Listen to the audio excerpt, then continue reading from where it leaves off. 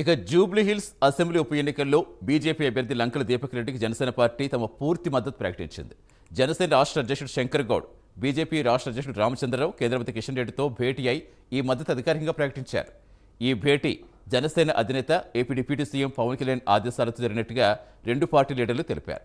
ప్రచార వ్యూహం, భవిష్యత్ కార్యాచరణ ప్రకటించనున్నారు. పూర్తి వెల్లడించేందుకు మా కరెస్పాండెంట్ కుమార్ ఫీల్డ్ సిద్ధంగా ఉన్నారు. ఎస్ కుమార్, ఇక కేవలం 4 రోజులే సమయం ఉంది. ఏ స్థాయిలో ప్రచారం జరుగుతుందో చూస్తున్నాం. అధికార ప్రతిపక్షాలు ఏ స్థాయిలో ఆరోపణలు, ప్రచారోపణలు, మాటల యుద్ధం నడుస్తుందో చూస్తున్నాం. ఇక జనసేన పార్టీ ఎంట్రీతో ఏ విధంగా మారే అవకాశం ఉంది? పవన్ కళ్యాణ్ ఎప్పుడు ప్రచారానికి రాబోతున్నారు? ఏమన్నా అప్డేట్స్ ఇస్తున్నారా? సతీష్, ప్రస్తుతం ఏదైతే జూబ్లీ హిల్స్ బై ఎలక్షన్ అనేది ఒక హాట్ టాపిక్గా మారిపోయిందనే చెప్పొచ్చు.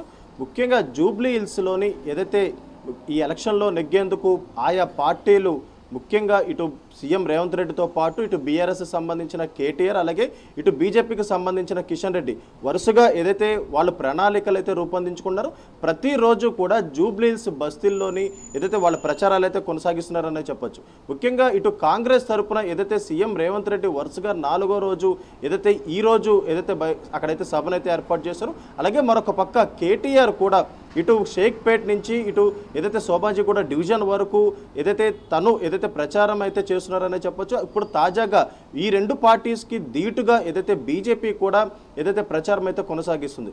తాజాగా ఏదైతే నిన్న జనసేన పార్టీ కూడా ప్రస్తుతం బీజేపీతో అయితే కలిసింది. ముఖ్యంగా తెలంగాణ ఇన్ఛార్జ్ ఏదైతే నేమూరి శంకర్ గౌడ్ కూడా ఏదైతే జనసేన తరపున బీజేపీకి అయితే మద్దతు ఇచ్చారు.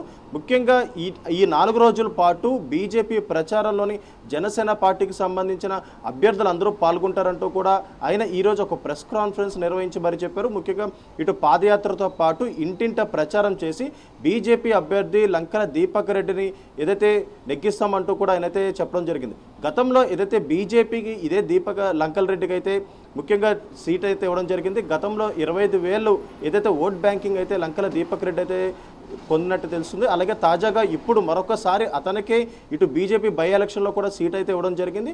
ఇప్పుడు తాజాగా ఇటు కిషన్ రెడ్డితో పాటు బీజేపీ రాష్ట్ర అధ్యక్షుడు రామచంద్ర కూడా ఏదైతే ఈ ప్రచారంలో అయితే పాల్గొంటున్నారు. ముఖ్యంగా నిన్న ఏదైతే పవన్ కళ్యాణ్ ఆదేశాల మేరకు తెలంగాణ జనసేన కూడా ఇప్పుడు బీజేపీకి అయితే మద్దతు అయితే ఇచ్చింది. ప్రస్తుతం వీళ్ళు మరొక 4 రోజుల పాటు ఇంకా ప్రచారం ఉంది కాబట్టి ఈ నెల 9వ తారీఖు వరకు కూడా ప్రచారం అయితే ముగుస్తుంది.